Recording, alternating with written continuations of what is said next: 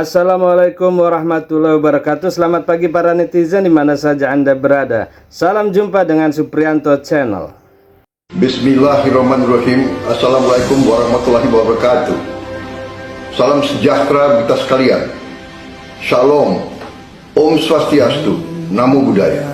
Saya telah menerima mandat dari rakyat Indonesia dengan tujuan terutama untuk menghilangkan kemiskinan dari bumi Indonesia, untuk menghilangkan korupsi dari bumi Indonesia, untuk menjaga dan mengamankan kekayaan seluruh rakyat Indonesia, untuk bisa dinikmati oleh seluruh rakyat Indonesia dan tidak hanya segelintir orang-orang Indonesia. Saya telah menerima mandat dengan tekad menegakkan keadilan, menegakkan hukum.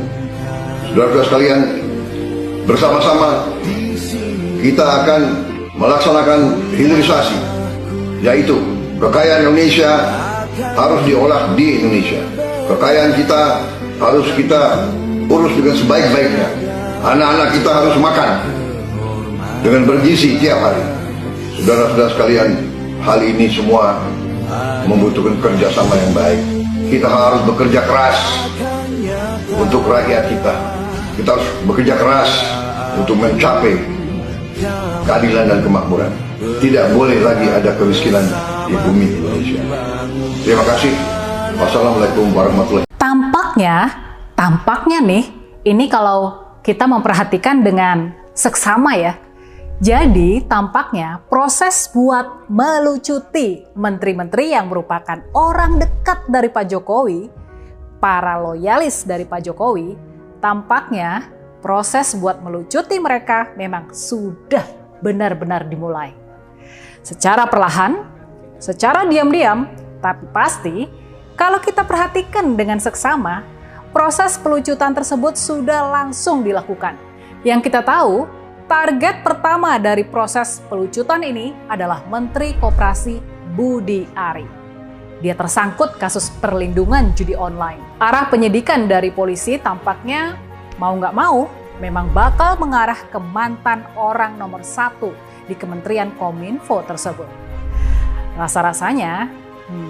Rasa-rasanya sih, sekarang tinggal tunggu waktu saja. Kapan Pak Budi Ari ini bakal diperiksa sama polisi.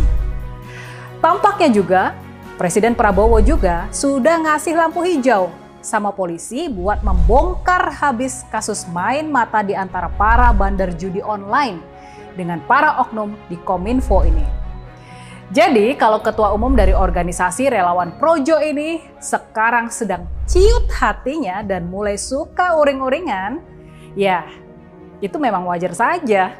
Kondisinya memang sangat menegangkan buat dia dan para pengikutnya.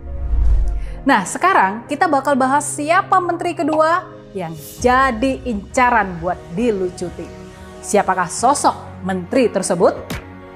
Ya, menteri tersebut adalah Ketua Umum PSSI kita, yakni Pak Erick Thohir yang menjabat sebagai Menteri BUMN. Soal bagaimana caranya Presiden Prabowo melucuti Pak Erick Thohir, kita bakal bahas sesudah yang mau lewat ini. Jadi, cara Presiden Prabowo buat melucuti Pak Erick Thohir ini, caranya cukup canggih. Caranya boleh dikata jelek banget juga. Jadi sekarang ini pemerintah sudah membentuk apa yang dinamakan Danantara. Buat kalian yang belum mendengar soal Danantara ini, jadi Daya Anagata Nusantara atau disingkat Danantara adalah sebuah badan pengelola investasi yang dibentuk sama Pak Prabowo buat melaksanakan tugas mengelola investasi strategis negara. Nah, rencananya nantinya BUMN jumbo, BUMN kaya bakal dimasukkan ke dalam pengelolaan Danantara ini. Jadi BUMN besar seperti Pertamina, Telkom, Bank Mandiri, dan Bank BNI itu semua bakal dialihkan dari Kementerian BUMN ke Danantara. Nantinya Danantara ini bakal beroperasi seperti perusahaan induk Temasek di Singapura dan Hasanah di Malaysia. Dia adalah perusahaan yang tugasnya mencari keuntungan dan kekayaan yang dikumpulkan, semua itu bakal dimanfaatkan buat program-program sosial masyarakat. Jadi dalam visinya sih, Danantara ini adalah perwujudan dari pasal 33 Undang-Undang Dasar 1945. Semua kekayaan bangsa Indonesia harus sebesar-besarnya buat kepentingan dan kemakmuran rakyat. Jadi sampai di sini, apakah kalian sudah terbayang bagaimana kekuasaan Pak Erick Thohir benar-benar dikebiri dengan kehadiran Danantara ini? Jadi bisa dibayangkan, kalau Pak Erick yang biasa mengelola perusahaan dengan total aset sampai sekitar 10.000 triliun, tiba-tiba saja sekitar 9.000 triliun diambil sama Pak Prabowo dan dialihkan ke Danantara. Kabarnya ada 7 perusahaan gajah yang rencananya bakal dialihkan dari Pak Erick Thohir ke Danantara. Daftarnya adalah Bank Mandiri, Bank Rakyat Indonesia atau BRI, PLN, Pertamina, Bank Negara Indonesia atau BNI, Telkom, dan juga Mineral Industri Indonesia atau MIND ID. 7 perusahaan tersebut menguasai sekitar 90% dari kekayaan BUMN kita.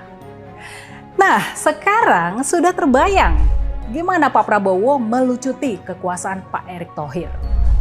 Dengan kehadiran Danantara, aset yang dikelola sama Pak Erick Thohir sudah menyusut. Jadi tinggal 1/10-nya saja. Dari 10.000 triliun, jadi cuma 1.000 triliun aja. Jadi ilustrasinya sih, katakanlah Pak Erick Thohir ini yang semula terbiasa mengelola klub sepak bola sekelas Real Madrid atau Inter Milan di Italia, dia secara tiba-tiba dialihkan cuma mengelola klub sebesar Persis Solo. Ya, kira-kira seperti itulah ilustrasinya. Nah, melihat ini, kalau menurut kalian, apa nggak patah hati nih Pak Erick sama Pak Prabowo? Apa Pak Erick nggak kecewa sama Pak Prabowo? Tapi di sisi lain, kalau menurut kalian, gimana nih langkah catur Presiden Prabowo dalam melucuti Pak Erick Thohir? Kalau menurut kalian, gimana langkah catur Presiden Prabowo dalam melucuti orang dekat dari Pak Jokowi ini? Lumayan canggih juga kan? Awalnya Pak Prabowo tampak mengalah dengan memasukkan Pak Erick ke kabinetnya. Dia rela menjadikan Pak Erick tetap di posisinya sebagai Menteri BUMN, sebuah kementerian yang banyak uang dan kekuasaannya. Tapi kemudian dalam sekejap, dalam satu tebasan saja, kekuasaan Pak Erick itu langsung dilucuti dengan pembentukan Danantara.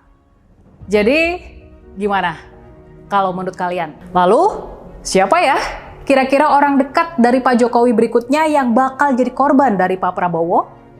Dan bagaimana cara melucutinya? Belakangan berhembus kabar bahwa ada beberapa sosok yang diduga menyimpang dari komitmen untuk membersamai Presiden Prabowo Subianto membangun pemerintahan yang baik dan bersih.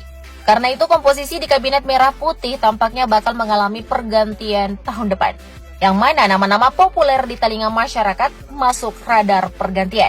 Nah, tanpa berlama-lama, berikut ini 6 menteri pengkhianat yang akan dipecat Prabowo tahun 2025. Teddy Indrawijaya. Kita mulai dari sosok Teddy Indrawijaya atau populer di mata publik dengan sapaan Mayor Teddy. Sehari setelah pelantikannya sebagai sekretaris kabinet di Kabinet Merah Putih, jabatan tersebut dianggap kontroversi karena diduga melakukan pelanggaran Undang-Undang TNI dan menjadi noda awal reformasi TNI. Adapun pasal yang dilanggar adalah pasal 47 ayat 2 Undang-Undang tentang jabatan yang boleh diduduki oleh TNI aktif hanya ada di 10 lembaga atau instansi. Di mana jika merujuk dalam aturan tersebut, Mayor Teddy seharusnya berada di salah satu jabatan pada kantor yang membidangi koordinator politik dan keamanan, pertahanan negara, sekretaris militer presiden, intelijen negara, sandi negara, lembaga ketahanan nasional, Dewan Pertahanan Nasional, Search and Rescue atau SAR Nasional, Badan Narkotika Nasional atau BNN, dan Mahkamah Agung. Jadi bisa dikatakan di luar itu jika ingin menduduki jabatan sipil seperti sekretaris kabinet yang dijabat sekarang oleh Mayor Teddy menurut undang-undang, dia harus pensiun atau mengundurkan diri. Nah, ajudan Pak Prabowo semasa jadi Menhan ini semestinya posisinya harus diganti kalau ia tetap ingin menjadi prajurit TNI.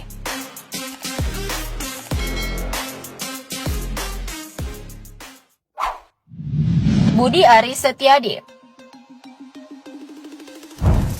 Namanya tak henti-henti disebut sebagai pihak yang paling bertanggung jawab atas kasus judi online di Kementerian Komunikasi dan Informatika, di mana ia pernah menjabat sebagai menterinya. Nah sekarang seperti yang kita ketahui, Budi Ari Setiadi dipercaya Presiden Prabowo sebagai Menteri Koperasi Indonesia.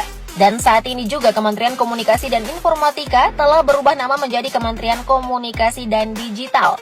Budi Ari Setiadi dianggap terlibat dalam kasus backing judi online. Direktorat Reserse Kriminal Umum Polda Metro Jaya menyatakan terus menelusuri dugaan keterlibatan mantan Menteri Komunikasi dan Informatika Budi Ari Setiadi sebagai penunjuk langsung sosok bernama Adi Kismanto sebagai staf ahli di Kementerian Komunikasi dan Informatika. Nah, Adi Kismanto sendiri sudah jadi tersangka dalam kasus judi online yang sebenarnya tak lolos seleksi masuk di kementerian tersebut, tetapi kemudian ditunjuk menjadi staf ahli oleh Budi Ari. Hingga saat ini Polda Metro Jaya juga menetapkan sebanyak 28 orang tersangka. 10 diantaranya merupakan pegawai Komdiji. Publik terus bertanya-tanya soal keterlibatan Budi Ari yang menepis dan menganggap dihianati oleh mantan pegawainya di Komdiji yang dulu ia percayai mampu memberantas judol justru berpaling dari tugasnya.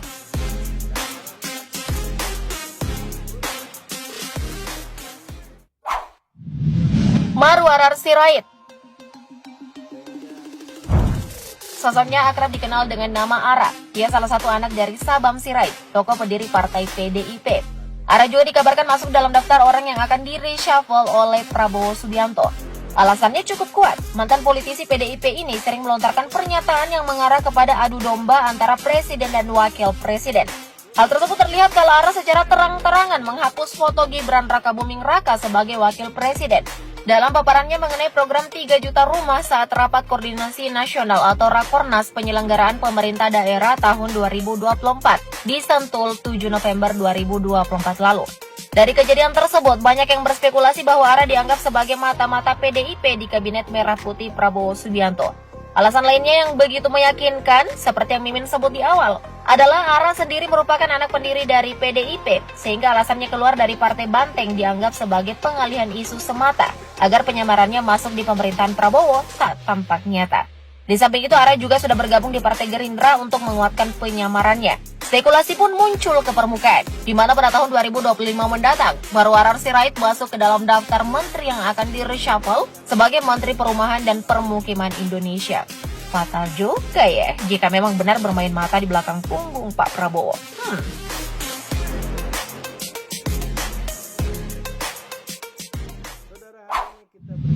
Natalius Pigai. Sebelum menjadi Menteri Hak Asasi Manusia, Natalius Pigai sudah dikenal publik sebagai aktivis HAM. Namun, kini namanya masuk ke dalam daftar sebagai menteri yang akan di-reshuffle oleh Presiden Prabowo Subianto. Banyak publik yang sepakat dengan hal tersebut. Pasalnya, ia dinilai sebagai pribadi yang hanya pandai teori, tapi sulit memahami dan menafsirkan masalah HAM di Indonesia. Sampai-sampai Natalius Pigai juga dijuluki sebagai menteri yang materialistis. Belum lama dilantik menjadi Menteri Hak Asasi Manusia melalui rapat kerja bersama Komisi 9 DPR RI. Melalui rapat kerja bersama Komisi 8 DPR RI, Natalius Pigai pun meminta anggaran Kementerian HAM ditambah dari 60 miliar rupiah menjadi 20 triliun rupiah. Ia hendak merealisasikan program peduli HAM di setiap desa di seluruh Indonesia. Nah, untuk mewujudkan program tersebut, ia mengusulkan dana 100 juta rupiah per desa. Tak berhenti di situ, Pigai membeberkan bahwa Kementerian HAM sebagai kementerian baru membutuhkan sebanyak 2.544 pegawai untuk melengkapi struktur karena ia hanya memiliki 188 pegawai. Program ambisius dan kontroversial lain yang direncanakan oleh Pigai adalah pembangunan Universitas HAM bertaraf internasional yang dilengkapi laboratorium dan rumah sakit HAM. Karena itu ia membutuhkan anggaran yang sangat tinggi. Nah, program-program Pigai melalui Kementerian HAM dipandang tak masuk akal oleh banyak pihak dengan nominal yang ia inginkan. Karena itu tak mengejutkan jika posisi Natalius Pigai sebagai Menteri HAM akan sekejap mata saja di Kabinet Merah Putih.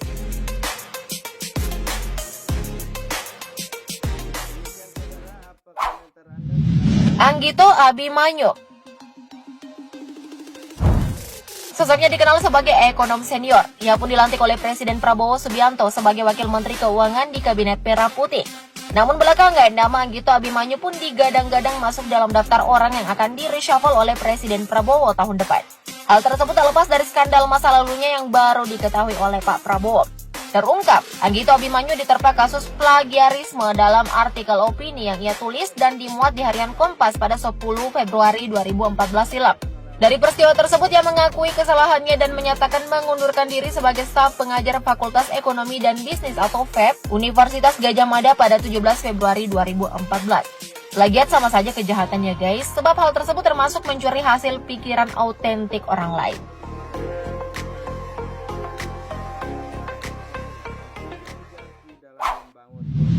Airlangga Hartarto. Terakhir ada sosok Airlangga Hartarto di Kabinet Merah Putih. Ia dipercaya Presiden Prabowo Subianto menjabat sebagai Menteri Koordinator Bidang Perekonomian.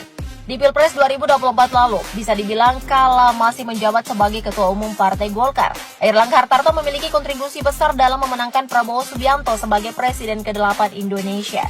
Namun di balik itu kasus korupsi ekspor minyak sawit mentah atau crude palm oil atau CPO dan turunannya masih mencuat sampai sekarang setelah Airlangga Hartarto mengundurkan diri dari kursi Ketua Umum Partai Golkar.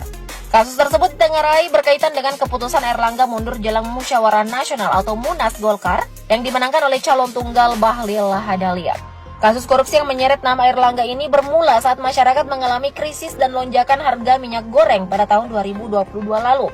Direktorat Penyidikan Jaksa Agung Muda Bidang Tindak Pidana Khusus atau Jampidus Kejagung kemudian mengendus adanya praktik korupsi. Kasus ini pun diprediksi menimbulkan kerugian negara sebesar 6,47 triliun rupiah. Tahu sendirilah ya, Pak Prabowo telah mewanti-wanti menterinya untuk tidak korupsi jika tak ingin menerima resiko dari kelakuan tersebut. Nah, menurutmu apa nama-nama tersebut memang layak diganti? Lalu siapa yang pas mengisi posisi mereka? Demikian saudara, apa pendapat Anda silahkan ditulis di kolom komentar. Terima kasih telah menyaksikan video ini sampai selesai. Wassalamualaikum warahmatullahi wabarakatuh.